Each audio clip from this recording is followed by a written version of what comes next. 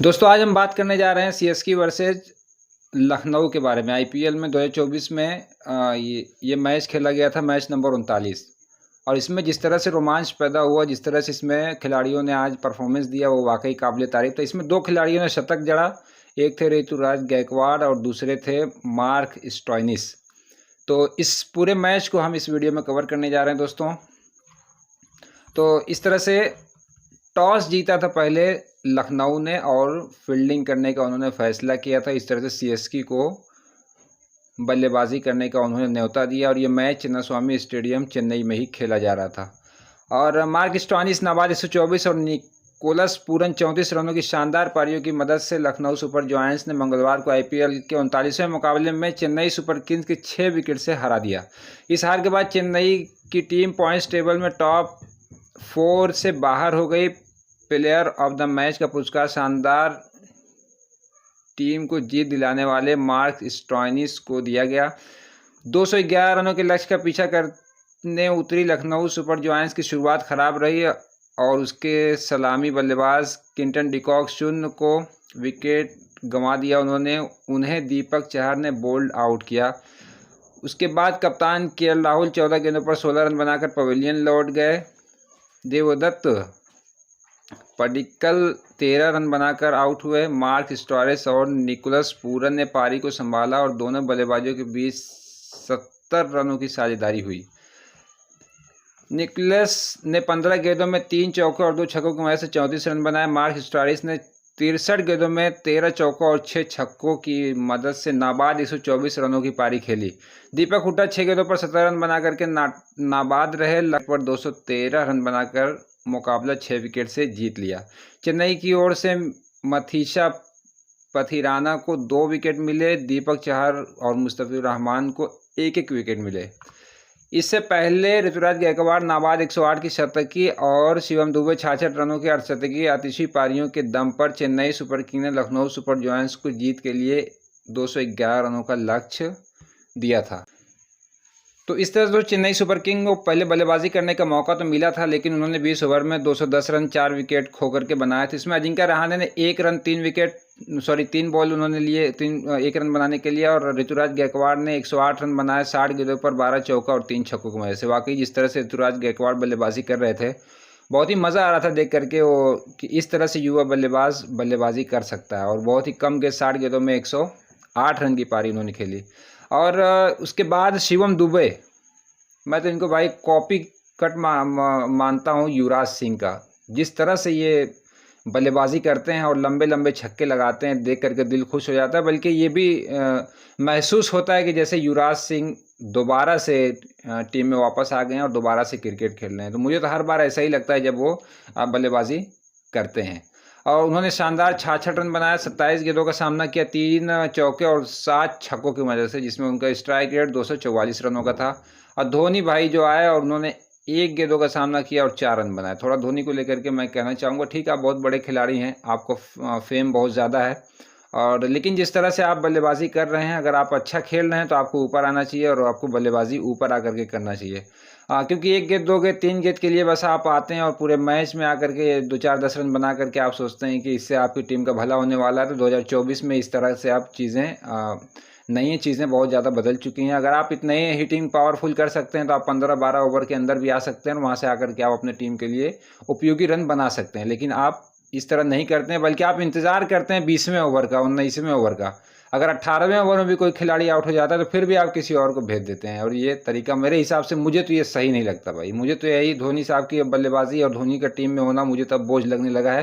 ठीक है आप अच्छा खेलते हैं, लेकिन फिर भी मैं कहूँगा कि अगर आप 42 साल की उम्र के हो गए हैं तब आपको कहीं ना कहीं रिटायरमेंट ले लेना चाहिए और इस जगह पर किसी युवा बल्लेबाज को मौका देना चाहिए ताकि वो उसके कैरियर बने और भारत के लिए भी अच्छा साबित हो।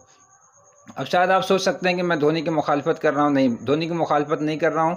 आप पूरा मैच सिर्फ एक गेंद दो गेंद वाले की तारीफ के लिए नहीं खेला जाता है। ऋतुराज गायकवाड़ ने 100 रन बनाया, लेकिन अगर यही धोनी एक दो चौका और मारते और एक आध छक्के मार दिए होते तो ये जो ऋतुराज गायकवाड़ का 100 रन बना था और जो स्टोरिस ने जो 124 रन बनाया तो सब फीका पड़ जाता पूरे मैच के अंदर, और सिर्फ धोनी धोनी करके और उसी को सिर्फ फ्रेम में लाया जाता और उसी को हाईलाइट किया जाता। हालांकि दर्शकों को भी चाहिए कि सिर्फ धोनी ही टीम में नहीं खेलते हैं, बल्कि उसके अलावा और भी खिलाड़ी हैं जो कि टीम में खेलते हैं, और इस तरह से सबके परफॉर्मेंस को कहीं न कहीं दर्शकों को नज़र रखना चाहिए।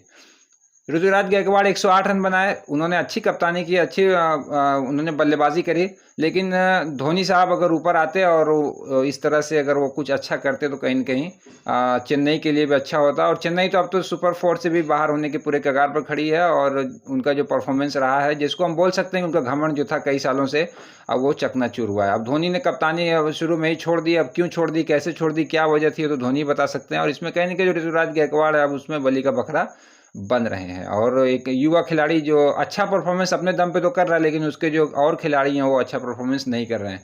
किसी तरह से ऋतुराज गायकवाड़ ने अजिंक्य रहाणे का जल्दी विकेट गिरने के बाद पारी को संभाला, मोर्चे को संभाला और 210 रन 4 विकेट खो करके 20 ओवर में बनाए। हालांकि शिवम दुबे के बीच में अच्छी बल्लेबाजी रही, और इसमें जो बॉलर्स रहे उसमें सबसे ज़्यादा जो महंगे साबित हुए वो थे मोहसिन खान। उन्होंने 4 ओवर में 50 रन दिए। बाकी और भी लोग उसी के स्टॉइनिस ने 4 ओवर में 49 रन दिए, और यश ठाकुर जो है 4 ओवर में 47 रन देकर के उन्होंने 1 विकेट लिया। तो इस तरह से बहुत खर्चीले साबित हुए सभी लोग, जिसके जवाब में 210 रन बने। और अगर हम बात करें लखनऊ सुपर किंग्स की बल्लेबाजी की, तो इन्होंने टॉस तो हार गए थे, और उसके बाद इनको 210 का यानी 211 का जो टारगेट था दोस्तों, उसको इन्होंने हालांकि आसानी के साथ तो नहीं पूरा किया, जिसमें क्विंटन डिकॉक और केएल राहुल ओपनिंग करने के लिए आया, और क्विंटन डिकॉक आउट हो गए, और इस तरह से शून्य पे, और केएल राहुल भी ज़्यादा देर तक नहीं टिक पाए, जो कि लखनऊ के कप्तान, और 16 रन बना करके 14 गेंदों पर ये भी चलते बने। अब जो जिम्मेदारी थी वो मार्क स्टोइनिस के ऊपर आ गई, जो कि ऑलराउंडर, इन्होंने गेंदबाजी करी और खर्चीले ज़रूर साबित हुए, लेकिन ऑलराउंडर परफॉर्मेंस से भी ये मैच को अपने जिताते हैं। आज का जो इनका मुकाबला रहा वो इन्होंने बल्लेबाजी से शानदार किया, और आज के मैच में इनकी बल्लेबाजी देखती ही बनती थी।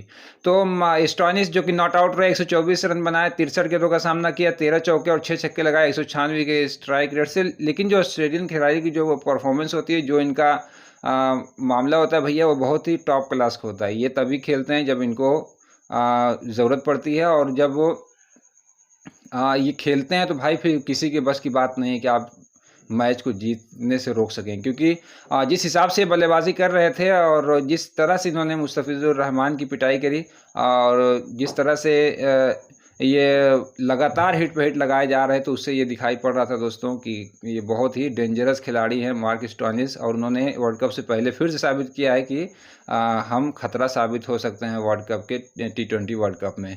लास्ट ओवर में जीत के लिए दोस्तों 17 रन की रिक्वायरमेंट थी, और मुस्तफिजुर रहमान बल्लेबाजी के लिए आए।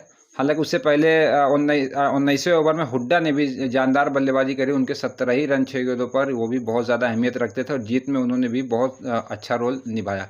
हालांकि 2 ओवर में हम बात करें अगर, तो 2 ओवर में लखनऊ को जीतने के लिए 32 रनों की दरकार थी, और पथिराना जो कि गेंदबाज थे, और स्टोइनिस ने और हुड्डा ने मिल करके शानदार बल्लेबाजी 19वें ओवर में करी। हालांकि 4 रन सिर्फ बनाए स्टोइनिस ने, और एक सिंगल लिया दूसरी गेंद पे, और फिर तीसरी गेंद पर हुड्डा ने चौका लगाया, फिर चौथी गेंद पर हुड्डा ने चौका लगाया, फिर 5वीं गेंद पर कोई रन नहीं मिला, फिर 6ठी गेंद पर हुड्डा ने 2 रन लिया। इस तरह से अब जीत के लिए दोस्तों 17 रन चाहिए था लास्ट ओवर में, और बॉलिंग करने के लिए आए मुस्तफिजुर रहमान। ऐसा लग रहा था कि मुस्तफिजुर रहमान इस रन को बचा लेंगे, लेकिन ऐसा हुआ नहीं। पहली गेंद पर स्टोइनिस ने मुस्तफिजुर के छक्का लगा दिया, और दूसरी गेंद पर चौका लगा दिया। अब जीत के लिए चाहिए था 7 रन 4 गेंदों पर, और जो तीसरी गेंद पर स्टोइनिस को उन्होंने चौका मार दिया, स्टोइनिस ने चौका मार दिया मुस्तफिजुर को, और वो 9 बॉल थी। इस तरह से अब फ्री हिट हो गया, और 2 रन चाहिए था 4 गेंदों पर, और मुस्तफिजुर रहमान ने स्टोइनिस को फिर से तीसरा बॉल किया, और गेंद को सीमा रेखा से बाहर यानी चौके के लिए स्टोइनिस ने पहुंचा दिया। इस तरह से एक रोमांचक मैच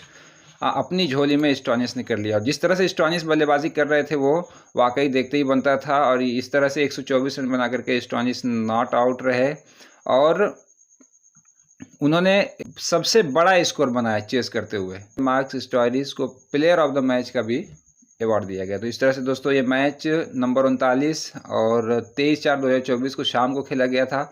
ये मैच बहुत ही ज़्यादा रोमांचक के साथ समाप्त हो गया। हालांकि 2 खिलाड़ी जो कि बढ़िया बल्लेबाजी करी, ऋतुराज गायकवाड़ ने और स्टोरिस ने, और इस तरह से दोनों अपने टीम के लिए शानदार बल्लेबाजी की है, लेकिन जीत कहीं ना कहीं ऑस्ट्रेलियन खिलाड़ी की हुई और उन्होंने अपनी टीम लखनऊ को जीत दिलाया। और इस तरह से जो पॉइंट्स टेबल है उसमें काफ़ी ज़्यादा चेन्नई पिछड़ती हुई नज़र आई है। अब तो यहाँ पर जो चेन्नई है वो काफ़ी डाउन पे चली गई है। 8 मैच में उनको 4 जीत ही नसीब हुई और 4 हार के साथ वो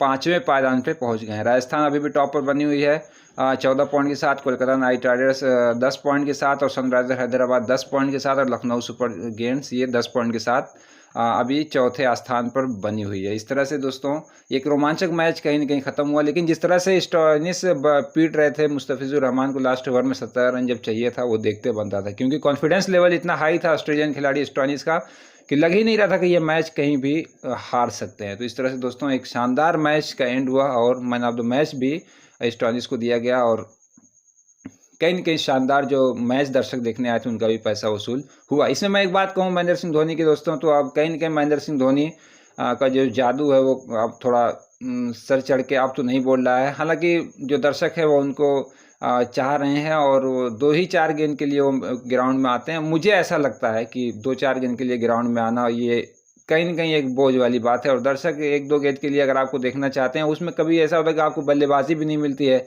आप 18वें ओवर में जाकर तैयार होते हैं, 15वें ओवर से यूं यूं यूं यूं यूं, अरे भैया आप है तो खिलाड़ी दुनिया में, बाकी कोई खिलाड़ी नहीं है, कोई इतना रन सब बना रहे हैं, सब खेल रहे हैं, कूद रहे हैं और आप जो यूं यूं 2 गेंद 1 गेंद खेल करके आकर के हम लोगों के ऊपर एहसान करें। आपको इतनी अच्छी बल्लेबाजी करनी है, इतना ही आपको एहसान जतलाना है अपने दर्शकों के साथ और क्रिकेटरों के साथ या फिर जो भी आपके फैंस हैं, तो आप आइए अच्छी बल्लेबाजी करिए, 10 ओवर में आइए, ओपनिंग आ जाइए, कभी कभी 10-12 ओवर के बाद आ जाइए, आगे खेलिए 2 गेंद 3 गेंद 4 गेंद, ऐसा लग रहा है कि आप एहसान जतला रहे हैं लोगों के ऊपर। मुझे तो नहीं लग रहा है कि इस तरह के एहसान की ज़रूरत है। खैर हो सकता है कुछ लोगों को मेरी बातें अच्छी ना लगी हों, लेकिन मुझे इस तरह नहीं लगता है कि एहसान की इतनी ज़रूरत है। और भी बच्चे हैं जो क्रिकेट में अपना भविष्य देख रहे हैं, तलाश रहे हैं, उनको मौका देना चाहिए और उनको आगे बढ़ना चाहिए। तो दोस्तों ये वीडियो आपको कैसी लगी? अगर ये वीडियो आपको पसंद आई तो मेरे इस वीडियो को लाइक करिएगा, कमेंट बॉक्स में कमेंट करिएगा। अगर आप फेसबुक पर देख रहे हैं दोस्तों तो मेरे पेज को आप फॉलो करिएगा। अगर आप यूट्यूब पर देख रहे हैं तो मेरे यूट्यूब चैनल को आप सब्सक्राइब करिएगा, बेल आइकन को ज़रूर दबाइएगा। फिर किसी और वीडियो में हमारी आपकी मुलाकात होगी, तब तक अपना ख्याल रखिएगा, अपने फैमिली का सबका धन्यवाद साथियों।